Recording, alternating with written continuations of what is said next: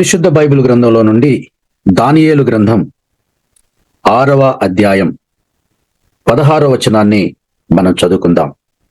అంతటా రాజు ఆజ్ఞ ఇయ్యగా బంట్రోతులు దానియేలును పట్టుకొని పోయి సింహముల గుహలో పడద్రోయగా రాజు, నీవు అనుదినము తప్పక సేవించుచున్న నీ దేవుడే నిన్ను రక్షించునని దానియేలుతో చెప్పెను. క్రీస్తునందు ప్రియులారా, మరి మనందరికీ సుపరిచితమైన బాగా తెలిసినటువంటి కథనం దానియేలు జీవితంలో అత్యంత ప్రాముఖ్యమైన ఒక ఘట్టం. సో ఇక్కడ దానియేలుని ఏం చేస్తున్నారంటే బంట్రోతులు, అంటే ఇంగ్లీష్లో సోల్జర్స్, ఏం చేస్తున్నారంటే దానియేలును పట్టుకొని రాజాజ్ఞ మేరకు సింహాల గుహలో, సింహముల గుహలో అనేది రైట్ వర్డ్, సింహాల గుహ అనేది కాకుండా సింహాల గుహ, ఎందుకంటే బహువచనం అక్కడ రాయబడింది. అక్కడ గుహలో 1-2 సింహాలు కాదు, అనేక సింహాలు ఆ గుహలో ఉంటాయి.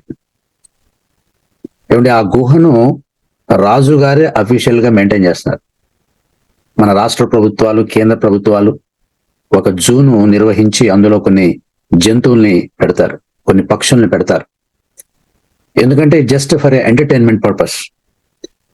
యాత్రికులు, పర్యాటకులు వచ్చి వాటిని చూడాలి. అవి చూసినందుకు మనం కొంత డబ్బును చెల్లిస్తాం. Will pay some money. That is the income, one of the income for the local governments, maybe the state government are the central government. They will make out of money. పిల్లలు ఇక్కడ మనం చూస్తే ఇక్కడ రాజుగారే, అంటే ఇది ఒక గవర్నమెంటే నడుపుతున్నటువంటి ఒక సింహాల గుహ. ఎందుకు ఇది మెయింటైన్ చేస్తున్నారు అంటే ఇట్స్ కైండ్ ఆఫ్ పనిష్మెంట్. మరి పనిష్మెంట్లు అనేవి కోర్టుల్లో రకరకాలుగా ఉంటుంది. మరి ఆ రాజరికం కాలంలో కొరడాలతో కొట్టడం, అంటే రంపాలతో కోయడం, రకరకాలు ఉంది కదా, విషం ఇచ్చి చంపడం, ఉరి తీయడం, సిలివేసి చంపడం, ఇవన్నీ కూడా రకరకాల శిక్షలు. అలాగే రాజద్రోహము, పెద్ద పెద్ద నేరాలు, పెద్ద పెద్ద ఘోరాలు చేసినటువంటి మరి వ్యక్తులను శిక్షించడానికి, ముఖ్యంగా మరణ శిక్షను విధించడానికి. ఇప్పుడు ఉరితీత ఏదైతే ఉందో అది మరణ శిక్ష, సిలువ ఏదైతే ఉందో అది మరణ శిక్ష. కొరడాలతో కొట్టడం అనేది మరణ శిక్ష కాదు. పిల్లరా, ఇది మరణ శిక్ష విధించాలి అనుకున్నప్పుడు చేతికి మంట అంటకుండా, పెద్ద శ్రమ పడకుండా, ఖర్చేమి లేకుండా ఆ సింహాల గుహలోకి ఒక వ్యక్తిని, ఒక నేరస్తుని పడేస్తే అవి శుభ్రంగా తినేస్తాయి. ఎముకలు కూడా మిగలకుండా తినేస్తాయి అన్నమాట. సో అది ఒక రకమైనటువంటి లైఫ్ డెత్ సిచ్యువేషన్ అందులో. సో సింహాలను తీసుకొని వస్తారు. అక్కడ సింహాలకు భోజనం ఎక్కువగా పెట్టరు, వాటిని ఆకలితో ఉంచుతారు. ఎందుకంటే సింహానికి కడుపు నిండితే అది ఎవరిని వాసన చూస్తుంది తప్ప దేనిని ముట్టుకోదు. అది దానికి ఆకలి ఉంటేనే దేన్నన్నా తింటుంది, ఆకలి ఉంటేనే దేన్నైనా వేటాడుతుంది. కడుపు నిండినటువంటి సింహము దేన్ని వేటాడదు, దేన్ని కూడా తినదు. వాటికి చక్కగా అన్నం పెట్టేసి కడుపు నింపేస్తే ఖైదీని పడేసిన తర్వాత, నేరస్తుని పడేసిన తర్వాత వాడిని తినేది పోయి వాటితో ఆడుకుంటాయి ఇవన్నీ కూడా. కాబట్టి వాడిని బాగా ఆకలితో ఉంచుతారనమాట.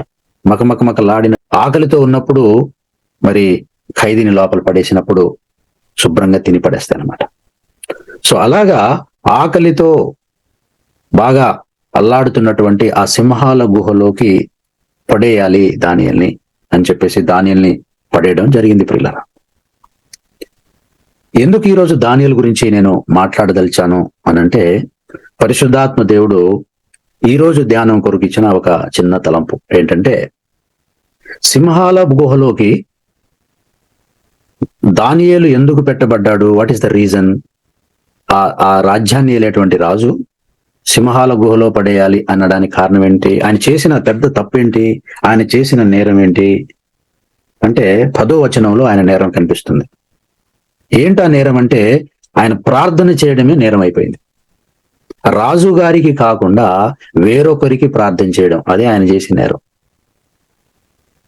ఆ రోజుల్లో అదే నేరం. ఆ నేరాన్ని బట్టి సింహాల గుహలో పడేశారు.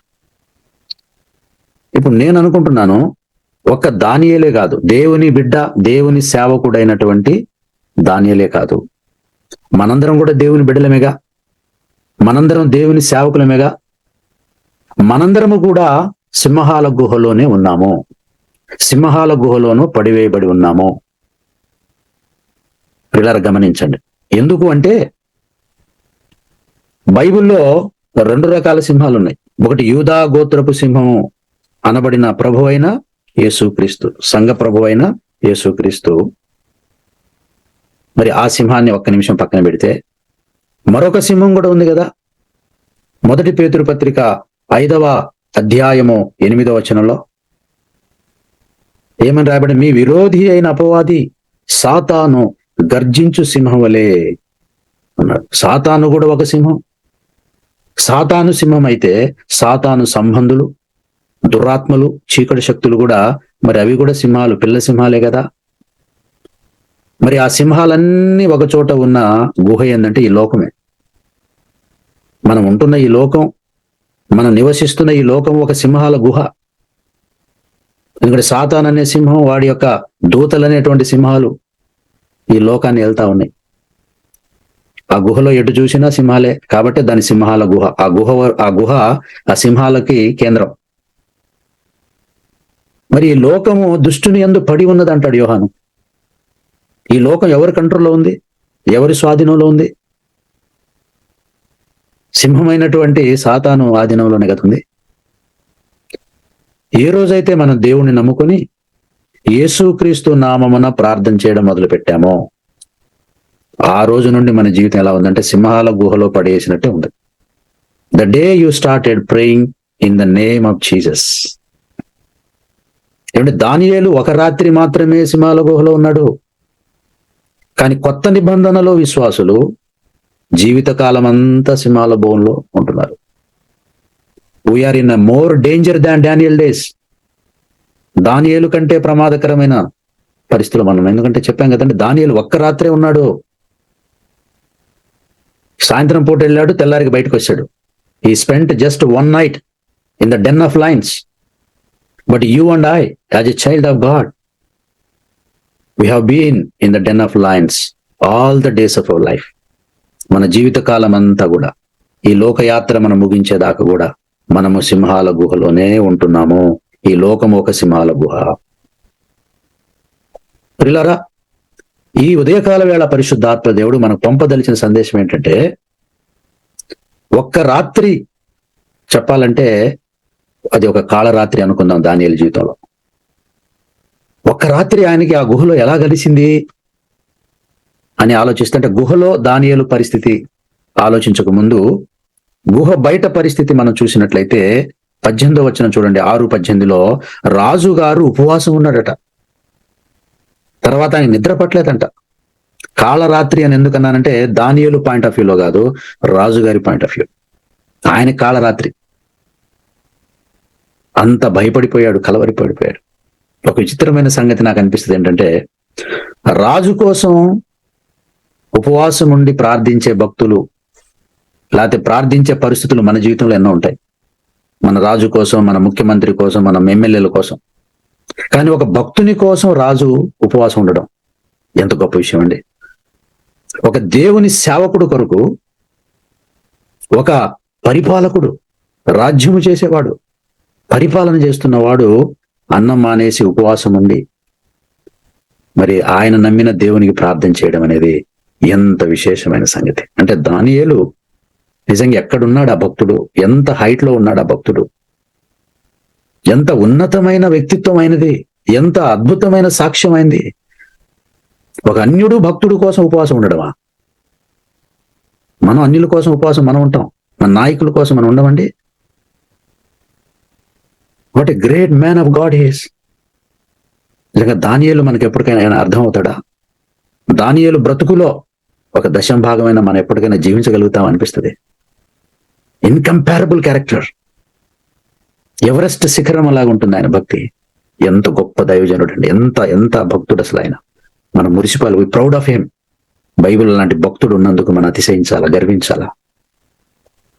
ఆయన అడుగు జాడల్లో మన బ్రతుకులో 1-2 అడుగులైనా వేయడానికి మనం ప్రయత్నం చేయగలిగితే మన ధన్యులం. అంటే దానియేలు పేర్లు చెప్పుకొని మనం బతికేస్తున్నాం, కానీ మనం ఎప్పుడు దానియేలు అవ్వాలి.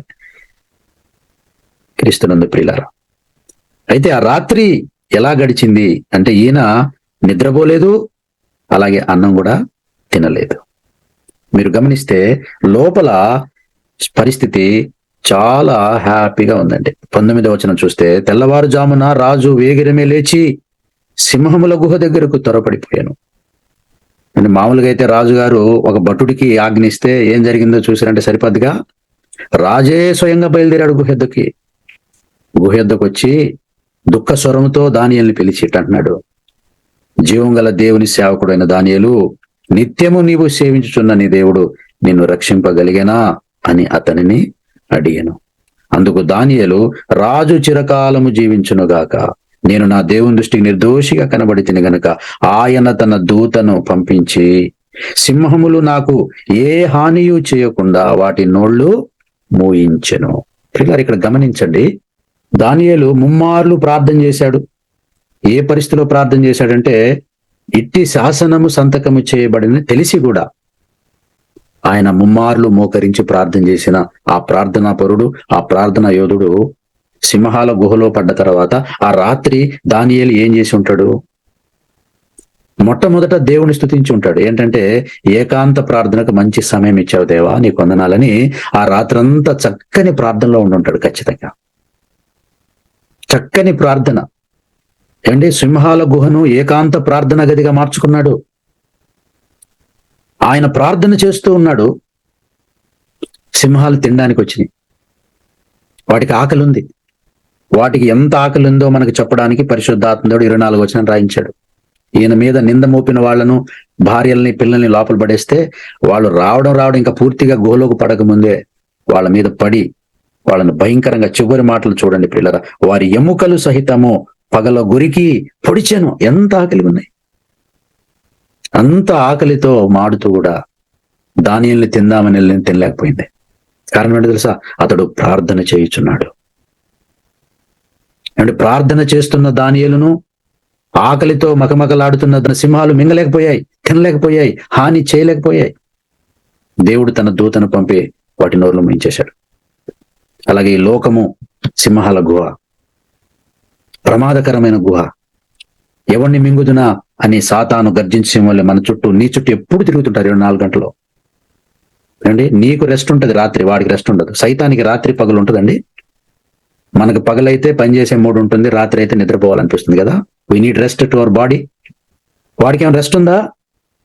నిన్ను కాపాడుకోవడానికి నీకు 12 గంటలు పండుకుంటావు. కానీ వాడు నిన్ను పాడు చేయడానికి 12 గంటలు ప్రయత్నం చేసి 12 గంటలు నిద్రపోవడం ఉండదు.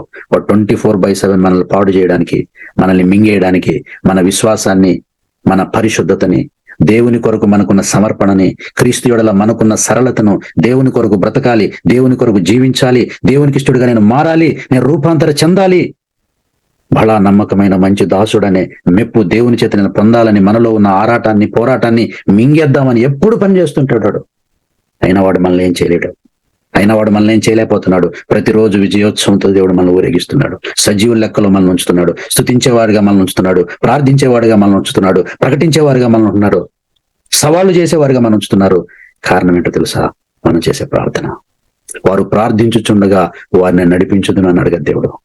వారు ప్రార్థించుచుండగా నేను సింహాల నోళ్లను మూసెదను. మనం ప్రార్థనలో ఉన్నంతసేపు ఏ హాని మనకు రాదు. ఏ సింహం మనల్ని ముట్టజాలదు, మింగజాలదు. మనం ప్రార్థనలో ఉంటే, ప్రార్థనలో నమ్మకంగా ఉంటే, అసలు ఈ లోకంలో ఏది మనల్ని ఏం చేయలేదండి. That is all about prayer. అది మరణమైన, జీవమైన ప్రార్థించేవాడిని ఏం చేస్తుందండి? కీడైన, ఉపద్రవమైన ఏం చేస్తుంది? ప్రార్థించే వారిని సింహం కాదు, ఏ శోధన ఏం చేయలేదు, ఏ శ్రమ ఏం చేయలేదు, ఏ అనారోగ్యం ఏం చేయలేదు, ఏ ఆర్థిక ఇబ్బంది ఏం చేయలేదు. ఆ గుహలో దానియేలు ఉన్నాడు, సింహం ఉందంతే. సింహం లేకుండా దేవుడు చేయలే, ఉన్నది కానీ ఏం చేయకుండా చేశాడు. ఈ లోకంలో సింహం అనే సైతాన్ ఉంటాడు, మనం కూడా ఉంటాం. అది నోరు మూసుకొని ఉంటది, మనం నోరు తెరిచి దేవుని స్తుతిస్తూ ఉంటాం. నోరు తెరిచి మనం ప్రార్థన చేస్తుంటాం. ఆ గుహలో సింహాలు నోళ్లు మూసినాయి, దానియేలు నోళ్లు మూలా. దానియేలు నోరు తెరిచి ప్రభుని స్తుతిస్తున్నాడు. దానియేలు నోరు తెరిచి ప్రార్థన చేస్తున్నాడు. సాతాన్ అనే సింహం నోరు ముయ్యాలంటే నువ్వు నోరు తెరవాలి. ప్రతిరోజు ప్రార్థన కొరకు నువ్వు నోరు తెరవాలి, స్తుతి కొరకు నువ్వు నోరు తెరవాలి, ఆయన నామాన్ని ప్రకటించడానికి నువ్వు నోరు తెరవాలి, ఆయన్ని స్తుతించడానికి నోరు తెరవాలి. God will come down and shut up the lion. నిన్ను మింగేయాలన్న ఆ శ్రమ ఏదైతే ఉందో, ఆ ఉపద్రవం ఏముందో, యేసయ్య అంటాడు నోరు మోయి అంటాడు. నా భక్తుడు నా కోసం నోరు తెరిచాడు, నువ్వు నోరు మోయి అంటాడు. నువ్వు నోరు మూసావనుకో ఇవన్నీ నోరు తెరుచుకుంటాయి. సింహం నోరు తెరిచేస్తుంది, శ్రమలు నోరు తెరిచేస్తుంది, పాపం నోరు తెరిచేస్తుంది, లోకం నోరు తెరిచేస్తుంది, నీ శరీరం నోరు తెరిచేస్తుంది. నువ్వు చాలా ప్రమాదంలో పడతావు. ఈ లోకంలో ప్రతి వ్యక్తి శక్తి నోరు మూయాలంటే దానియేలులాగా నువ్వు నోరు మూసుకొని ఉండొద్దు. నువ్వు నోరు తెరవాలి. ప్రార్థనలో నువ్వు నోరు తెరవాలి, స్తుతిలో నువ్వు నోరు తెరవాలి, యేసయ్య కొరకు నువ్వు నోరు తెరవాలి. ఆయన రక్షణ సువార్తను ప్రకటించడానికి ఈ దేవుడు కాక వేరొక దేవుడు ఈ లోకంలో విషయంలో లేరని ఎలుగెత్తి చెప్పడానికి నోరు తెరుగు. Then you will see things shutting down. దానియేలు గుహలో ఒక అద్భుతం చూశాడు. నీ జీవితంలో ప్రతిరోజు చూశాడు. ఎందుకంటే ఆయన ఒక రాత్రి ఉన్నాడండి, నువ్వు ప్రతిరోజు ఉంటున్నావు. ఆయన ఒక రాత్రి అద్భుతం చూశాడు, నువ్వు ప్రతిరోజు చూస్తావు. ఈ రోజు చూస్తావు, ఇప్పుడు చూస్తావు, ప్రార్థన అయిన తర్వాత చూస్తావు. నువ్వు hour God is a living God. అద్భుతమైన దేవుడు అండి. కాబట్టి ఉదయకాల సమయంలో నోరు తెరుద్దాం. ఎవరిని తిట్టడానికి నోరు తెరవడం కాదు, ఎవరినో పొగడ్డానికి నోరు తెరవడం కాదు, మట్టి మనిషితో మాట్లాడడానికి నోరు తెరవడం కాదు, జీవము గల దేవునితో మాట్లాడడానికి, ఆయన గొప్పవాడని స్తుతించడానికి, లోకంలో ప్రకటించడానికి మనం ఎంత నోరు తెరవగలిగితే అపవాది నోరు, ఈ లోకము నోరు దేవుడు మోయగలుగుతాడు. అట్టి కృప ఈ దినాన దేవుడు మనకు అనుగ్రహించి నడిపించును గాక. రండి మనం ప్రార్థన చేసుకుందాం.